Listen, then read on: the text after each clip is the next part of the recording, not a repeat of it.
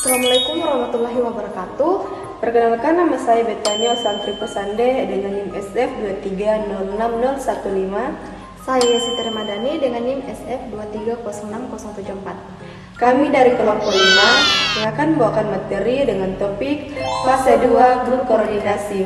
Untuk mengetahui materi selanjutnya mengenai grup koordinasi, saksikan terus video kami sampai selesai. Kita masuk ke penjelasan materi grup koordinasi. Grup koordinasi adalah jalur konjugasi paling umum pada mamalia dan merupakan proses utama dalam metabolisme obat fase 2, di mana tubuh menambahkan asam glukuronat yang sudah diaktifkan menjadi UDP asam glukuronat atau UDPGA ke gugus fungsional obat seperti OH, COH, NH2, SH, dan CH. Proses ini dikatalisis oleh enzim UDP glukoronosil transferase atau UGT sehingga terbentuk glukuronida, metabolit yang sangat polar dan mudah diekskresikan melalui urin atau empedu. Reaksi ini menyebabkan deaktivasi obat dan meningkatkan kelarutan air sehingga obat tidak menumpuk dalam tubuh. Glukorodinasi tidak terjadi pada kucing karena kekurangan enzim UGT tertentu. Selanjutnya, struktur kimia obat yang mengalami glukuronidasi. Yang pertama, O-glukuronida terjadi pada gugus hidroksil atau OH, fenol alkohol, dan karboksilat. Contoh obatnya acetaminophen atau prestamol. Struktur kimianya mengandung cincin fenol dengan gugus OH dan NH-COCH3. Glukuronidasi terjadi pada gugus OH. Yang kedua, N-glukuronida terjadi pada amina, amida, karbamat, atau sulfonamida. Contoh obatnya desipramin. Struktur kimianya antidepresan triksiklik dengan gugus amina tersiar atau NH-CH3 sebagai tempat glukuronidasi. Yang ketiga, S-glukuronida terjadi pada gugus sulfidril atau SH. Contoh obatnya metaminazol. Struktur kimianya obat antitiroid dengan cincin imdazol dan gugus SH sebagai lokasi glukuronidasi S. Yang keempat, C-glukonida.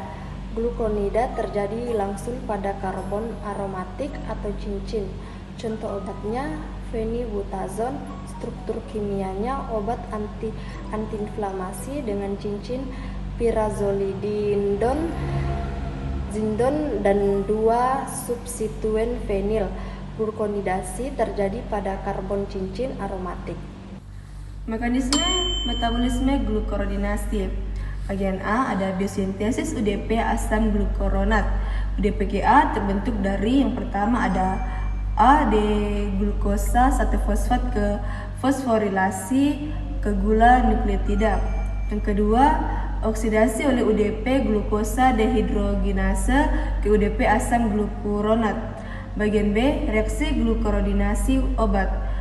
Yang pertama ada UDP asam glukuronat dikatalisis oleh UDP glukoronosil transferase ke glukuronida UDP. Yang ketiga, gugus fungsional target. Yang pertama ada O-glukuronida seperti fenol, alkohol, dan asam karboksilat. Ada N-glukuronida seperti amina dan amida. S-glukuronida, tiol, dan C-glukuronida ikatan langsung ke karbon aromatik. Selanjutnya, deaktivasi obat.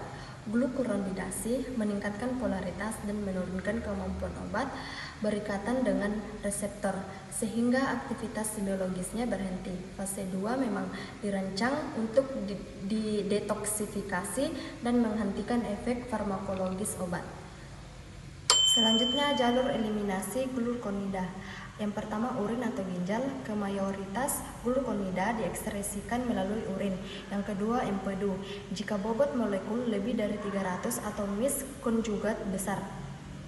Alur glukoronasi atau skemanya, yang pertama glukosa 1P ke UDP glukosa ke UDP asam glukoronat.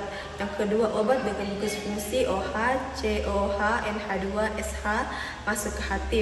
3. Enzim UGT menggabungkan obat plus UDPGA. Yang keempat terbentuk glukoronida atau lebih polar, dan yang kelima ekskresi melalui urin dan empedu. Nah, itulah penjelasan dari kelompok kami. Semoga apa yang kami sampaikan bisa menjadi wawasan baru bagi kita semua. Sampai jumpa di video selanjutnya. Bye bye.